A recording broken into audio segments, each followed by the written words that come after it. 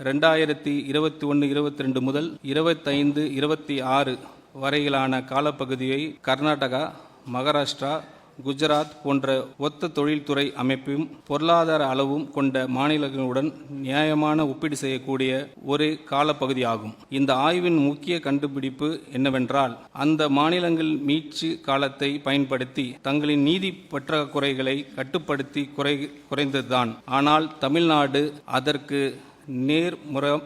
நேர்முறையாக செயல்பட்டது. முக்கியமான ஒவ்வொரு அடிப்படை சுட்டிக்காட்டிலும் கட்டமைப்பு ரீதியான பின்னடைவு சந்தித்தது.